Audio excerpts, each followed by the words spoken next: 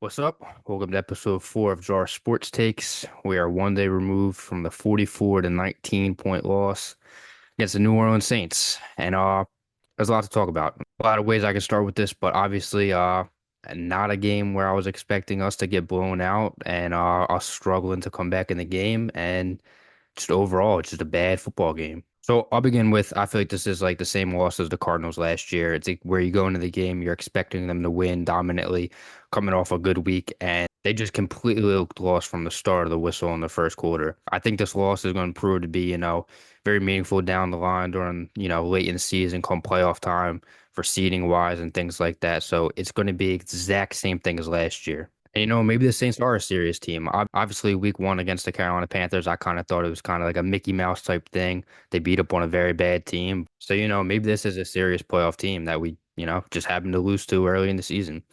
Kubiak completely fried us on the offensive side. Just from the start of the whistle, they put up 35 points in the first half, most Dallas has ever given up in any type of game since the organization, came together. So just going off that, I'll start with defense.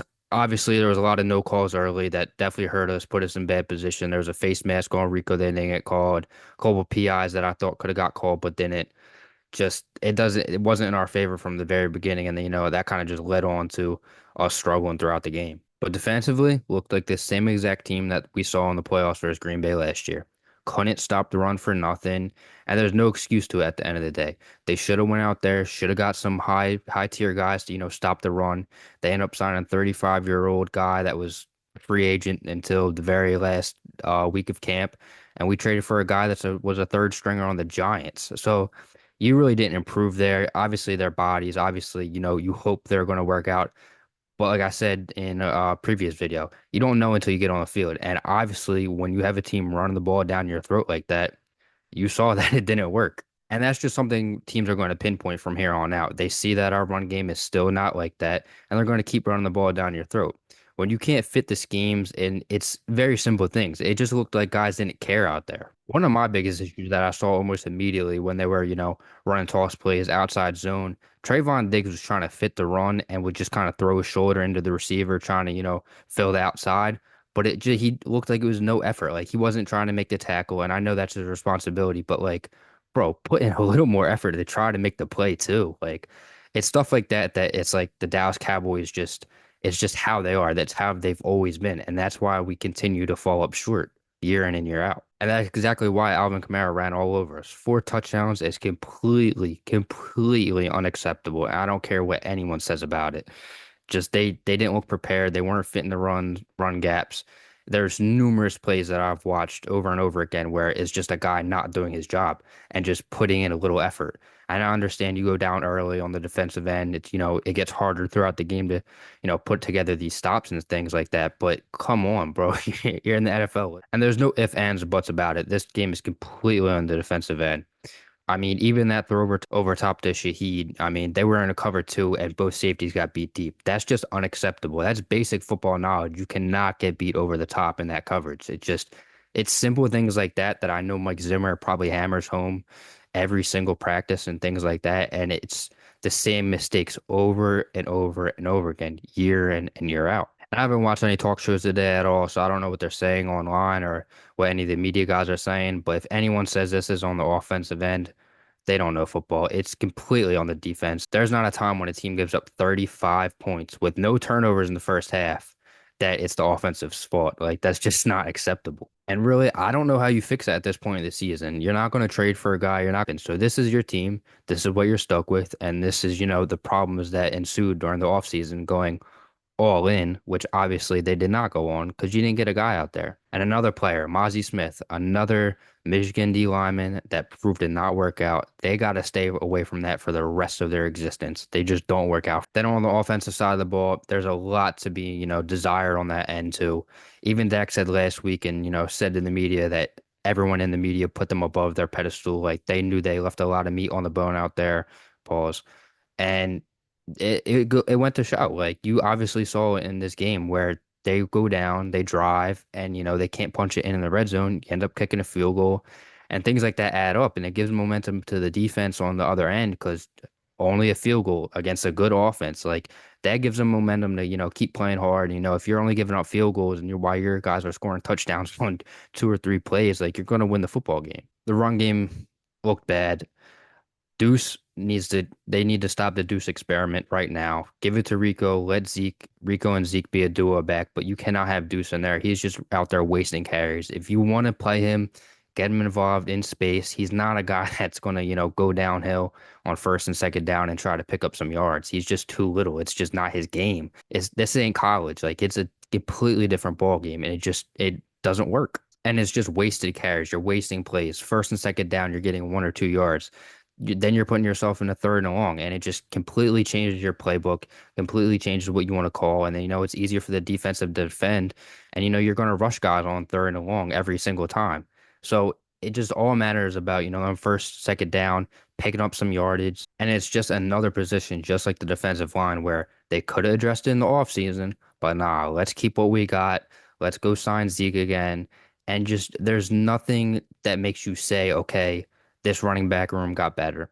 And I said in a previous video, I think the offensive line is going to really help the talent that is in the backfield, but they're still young. We have 2 rookies on the offensive line. Like it's going to take time throughout the season for them to actually look good, be able to carry the running backs. And I would assume we're going to see Dalvin Cook very soon, if not next week, the week after. I would like to hope so, see what he's still got in the tank, but even then, I think it's going to be an issue all season long. You're not going to know how to switch it up. You don't know the rotation. It just doesn't look good on that side of the ball. Another thing, there's no playmakers on the offensive end other than CeeDee Lamb. When you got him doubled every single play damn near, it's just you don't have that other guy to, go past the ball to let him make a play. It's another thing where you say you're all in, he didn't go out and get a guy. And I know it's week 2 and I may be overreacting and we're a day after a loss, but it's just frustrating to see like that this team has a talent. It's just like the smaller pieces that you need to see. And tailing back to the defensive end, Overshown played about 13 snaps yesterday after playing over 40 in game 1. That can't happen. I don't care what formation they're in. He needs to be on the field. He's too talented not to be on the field. Doesn't matter if they're in I formation with a fullback back there. Doesn't matter if they're in 12 personnel with 2 tight ends. He needs to be out there regardless of what personnel is out there. Damone Clark showed that he's not that guy out there. Go put a playmaker out there and Overshown and let him work. If he gets beat here and there, I'm okay with that in the run game.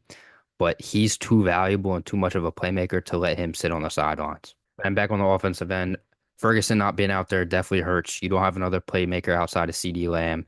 And when you have only one guy that you're going to be able to target on, key downs on third and longs and, to make a play for you, and you're keen on him every single play, it's easy to stop. Like there's no one else to go to. And even with that, CD and Dex still haven't been on the same page completely. There was a few missed throws yesterday, a seam route, post route on the end zone that he missed him. He went a little outside and while, CD went to the seam a little more. Just small stuff like that that could have been a big play and then we didn't capitalize on it. And like I said, like keeping it in-house with, trying to see what our guys can do. Brooks fell in that interception and that's just completely unacceptable. You're an NFL receiver. It was a post route. It's not slippery out. You're indoors.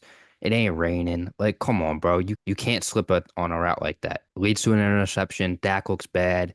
It would have been a perfect ball. And just after that interception, I knew it was going to be downhill from there. We weren't going to win that game. And on Dak's second interception, he was forcing things late. You knew it was coming. It usually always happens like that.